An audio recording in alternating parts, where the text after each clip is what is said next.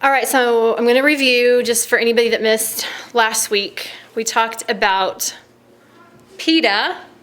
Can y'all see him? Turn off the light real quick, Ginger, so they can just turn the first one off.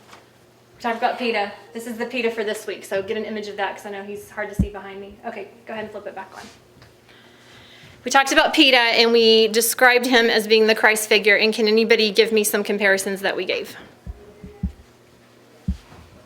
Kylie? Well, okay. Well, you said how we have to know our Lord to understand what he was saying when he was pointing at the guy's hand and stuff like that. Yeah. Anyone else? He told Katniss to shoot straight. Told Katniss to shoot straight, and that would be comparing to what? Like God telling us what we need to do to be able, and we need to be able to listen. Yeah. What about the bread? Bread of life. Okay, so Peeta's the boy with the bread. Christ is the bread of life. Peeta was born in a baker, or lives in a bakery. Christ was born in the town Bethlehem, which means house of bread. Close, house of bread. And Jesus was born in Bethlehem, which means house of bread, and he was laid in a feeding trough for animals. So Christ is the bread from heaven. Peeta's the boy with the bread. Katniss says that Peeta, the bread that he gave her, is what sustained her life. The true bread from heaven is what sustains our life. Are we remembering all that? Has it been a week and you've slept, or is it coming back to you slowly? Okay, very good. All right, so this week we're going to compare the suffering of Peeta with the suffering of Christ. So, and the way that Peeta suffers for Katniss in comparison to the way that Christ himself suffered for us. So the first suffering that Christ went through we also discussed what Peeta's would be. So we're going to compare Peeta's suffering to Christ. So the very first injury that we see Peeta suffer, we actually discussed last week. And it had to do with the bread. Does anyone remember what it was? His mom stopped him. Yeah, his mom beat him when he burned the bread to give to Katniss. Okay, so Peeta takes a beating to give Katniss the bread, and Jesus takes the beating for us. Who had Mark? Danny, you had Mark, right? Yes. Mark 15, 16 through 20. Since we talked about this one last week, I'm kind of going to cover it fast. And the soldiers led him away inside the palace, that is the governor's headquarters. And they called together the whole battalion. And they clothed him in a purple cloak, and twisting together a crown of thorns, they put it on him. And they began to salute him, "Hail, King of the Jews!" And they were striking his head with a reed, and spitting on him, and kneeling down in homage to him. And they had mocked him. They stripped him of the purple cloak, and they put his own clothes on him, and they led him out to crucify him. Okay, so the first suffering that we see, and girls, I'm going to be honest with y'all. When I read the books and when I saw the movie, I could see the suffering of Peeta and the suffering of Christ. But it was a new revelation to me this week as I was studying it, that the timeline actually follows. Like the story of what Peeta goes through follows the story of what Christ goes through. And I hope I can explain it correctly. So the first suffering that we see Peeta take is the beating. And the first suffering that we see that Christ takes on the way to Calvary is when the soldiers beat him and whip him before he's actually tried before Pilate. So, second suffering, the next injury that we see Peeta take is actually just after the first interview with Caesar Flickerman. So if you have not read the books, this is not going to be familiar. But they've gone to that first interview. It's the interview with the tributes, and Peeta professes his love for Katniss, right? He says, oh, there's this girl and she never noticed me before. And he's like, oh, go home and she'll date you then. And he says, well, that's not going to work so well because she came here with me. Well, then Katniss is absolutely furious because Peeta has professed his love to her publicly and she feels humiliated. So this part is not really clear in the movie, so I'm going to read it to you from the book.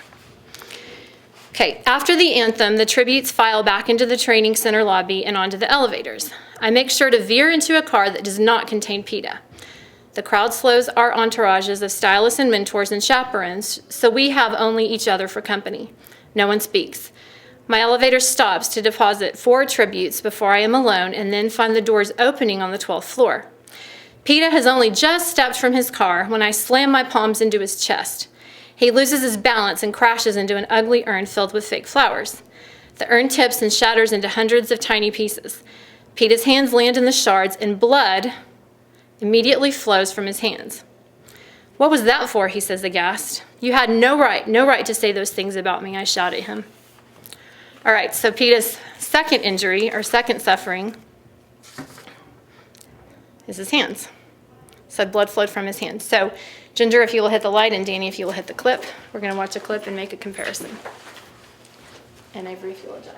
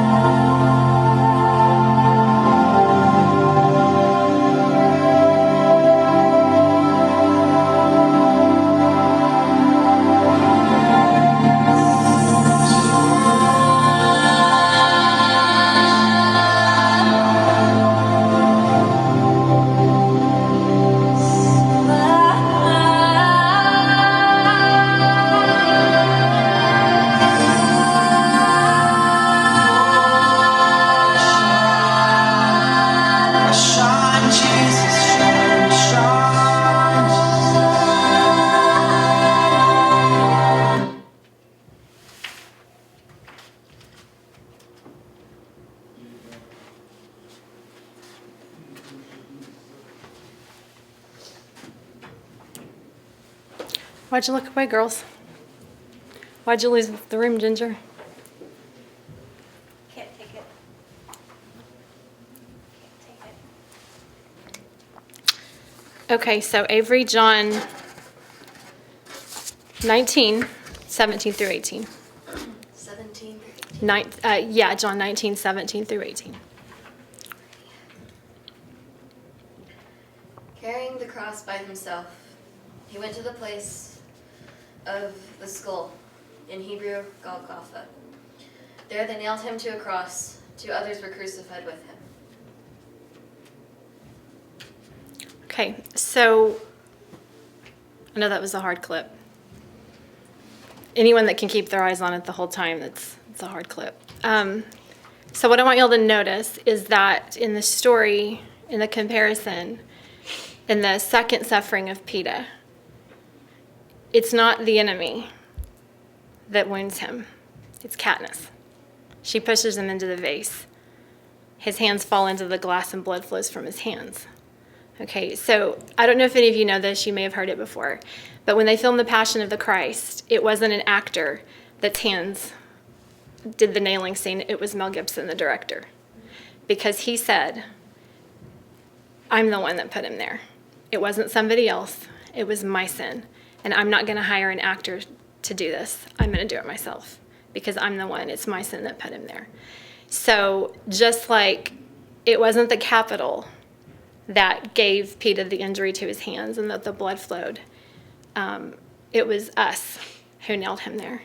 And it's very easy to forget that and look at it as a story, but it was our hands, and yet we have trouble even watching it. So if you've heard the hymn, behold the man upon a cross, my sin upon his shoulders, ashamed I hear my mocking voice call out among the scoffers. It was my sin that held him there until it was accomplished. His dying breath has brought me life. I know now that it is finished. So, second suffering of Peeta, wounded hands. Second suffering of Christ, nailed to the cross. Third suffering. Okay, I'm going to go to page 256 in the book. And if you've seen the movies, then this part's in there, but it really is not, again, it's not as accurate as the book. This is after Peeta has stayed under the Tracker Jacker tree all night to protect Katniss. And he fights Cato, and he takes a wound at Cato's sword. And so this is happening when Katniss finds him down by the water after several days. And it says in, am I on the right page? I can see the tear Cato's sword made in the fabric over his thigh, but it in no way prepares me for what lies beneath. The deep inflamed gash oozing both blood and pus, the swelling of the leg, and worst of all, the smell of the festering flesh. So this is her looking upon the wound of Peeta when she finds him down by the water. And again, let's see, where are we at in Scripture? We're still in John, so Avery, if you'll read John 19:33 through 34 this time. But when they came to Jesus, they saw that he was already dead, so they didn't break his legs. One of the soldiers, however, pierced his side with a spear, and immediately blood and water flowed out. Okay, so Peeta's suffering is the sword at the hand of Cato, where the blood flows out. Christ's suffering is the spear in the side as the blood and the water flow from his side. So in the book, when Cato performs this, he says, when Cato and Peeta have fought and they're talking about it, he says, what about Loverboy, says the boy from District 1. I keep telling you, forget about him. I know where I cut him. It's a miracle he hasn't bled to death yet. And at any rate, he's in no shape to raid us, says Cato. All right, so listen to that wording. Cato says he's as good as dead. And it is several days before Katniss finds him down by the water. So the soldiers break his legs, they pierce his side. He's put into the ground. Peeta is in the ground. Remember, he has hidden himself underneath the earth.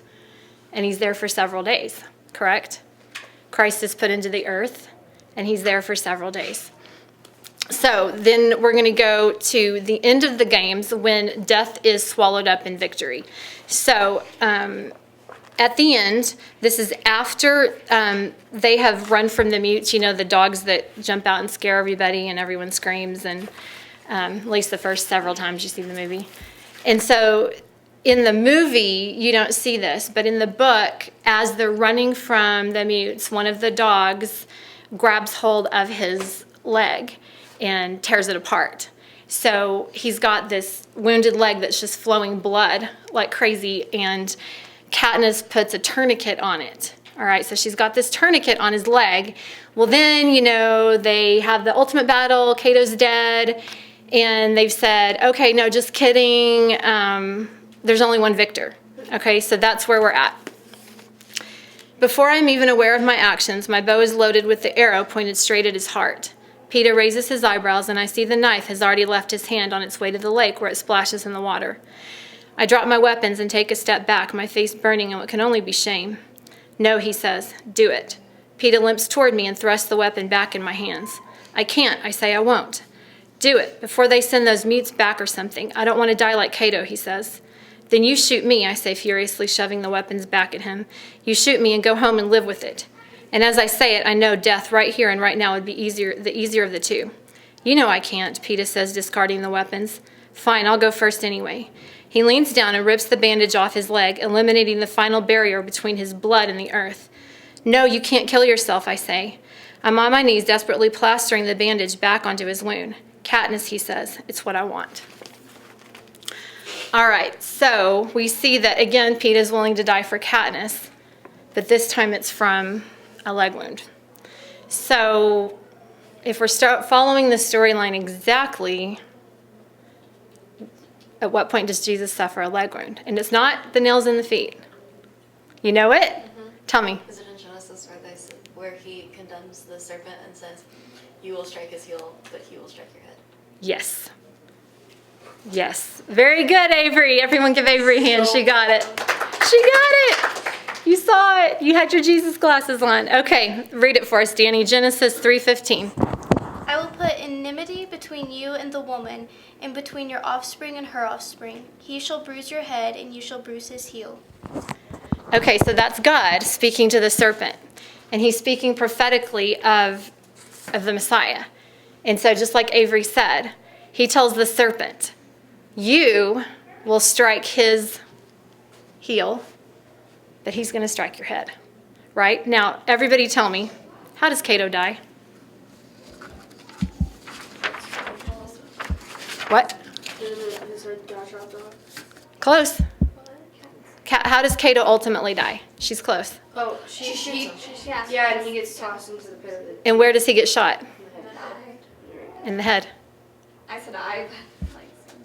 Do what? She said the eye. Yeah, she shoots him like right in the head, right? Okay, so Cato, who is struck Peeta's leg, but then he's the enemy, so then he's defeated himself by a blow to the head at the hand of a woman, because Katniss shoots the arrow. So remember in biblical femininity when we talked about how Satan specifically is at war with women because he knew that it was a woman that would bring forth the seed of the Messiah, right? And that's ultimately how the enemy dies, okay? Satan's warring with women because it was a woman that would bring forth the seed of the Redeemer. All right, now let's go to how the whole thing actually ends. So now, yay, Cato's defeated, the enemy's gone, all that's come. But again, in the book, once they go up in the hovercraft, they're separated. She's separated from Peeta, and she doesn't see him. He's hidden from her. Okay, so they're hidden all the way up until the final victory banquet thing that they have, where when we watched the movie, you guys said, oh, they're not holding hands like this, they're holding hands like this. That thing happens? Okay, so it's right before that thing happens, and she's not, well, whatever. You know what I'm saying, right? Yes. Okay. Didn't y'all say that? You're Yeah, like, they're not really in love, they're not holding hands right. So I think it was because his hands were still recovering. No, it's not true love. Oh, but it is. It is. Okay, so that's where they're at. She has not seen him since they've been separated in the arena. Okay, so they're coming up. She's like on this little lift thing coming up, and he's coming up, and they're about to reveal for the first time. It says, blinding lights, the deafening roar rattles the metal under my feet. Then there's Peeta just a few yards away. He looks so clean and healthy and beautiful, and I can hardly recognize him. But his smile is the same, whether in mud or in the Capitol, and when I see it, I take about 3 steps and fling myself into his arms. He staggers back, almost losing his balance, and that's when I realize the slim metal contraption in his hand is some kind of cane. He rights himself, and we just cling to each other while the audience goes insane. All right, Kylie, John chapter 20, verse 11 through 16. Read it like you mean it. Mary was standing outside the tomb crying, and as she wept, she stooped and looked in. She saw 2 white-robed angels, one sitting at the head and the other at the foot of the place where the body of Jesus had been laying. "Dear woman, why are you crying?" the angels asked her. "Because they have taken away my Lord," she replied, "and I don't know where they have put him." She turned to leave and saw someone standing there. It was Jesus, but she didn't recognize him. "Dear woman, why are you crying?" Jesus asked her. "Who are you looking for?" She thought he was the gardener. "Sir," she said, "if you have taken him away, tell me where you have put him, and I will go and get him." "Mary," Jesus said. She turned to him and cried out, Rabbi, which is Hebrew for teacher. Okay, so in the end, you have like this reunion of they've been separated from one another. She's seen his suffering. She doesn't know what's happened to him. She doesn't know if he's okay or not, because again, in the movie, it's like, he's got a little leg injury, but in the book, it's like he almost is dead again, and she doesn't know anything. But then there's this final moment when they see each other for the first time, and she's like, "Oh my gosh, it's you, Peeta." And that's the same moment, if you think about it, that Mary has had, because she saw him bloody and crucified. Like in that scene, she watched this happen. She runs to the tomb to try to find him, and he's not there. But then when he says her name, Rabbi, and she says teacher, and they have their reunion moment. So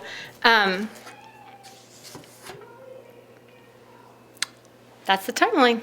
Isn't that kind of cool? How it falls like in exact order. These parallels are like creepy. I know. I was actually talking to my family about it this week. I was sharing it with them because I knew that the injuries were similar, but I didn't realize they followed the exact timeline. And I said, my kids were like, "Do you think she was a Christian? Did she do it on purpose?" She didn't. She didn't do it on purpose. But I really believe that God has written his story upon the hearts of man, and that people love this story because they love the greatest story ever told, no matter how it's put. And somehow it just keeps coming out because it's written upon our hearts. It really is. So next week, we're going to talk about, since it's Valentine's Day, we're going to talk about the love story between Peeta and Katniss and compare it with the love story between Christ and the church.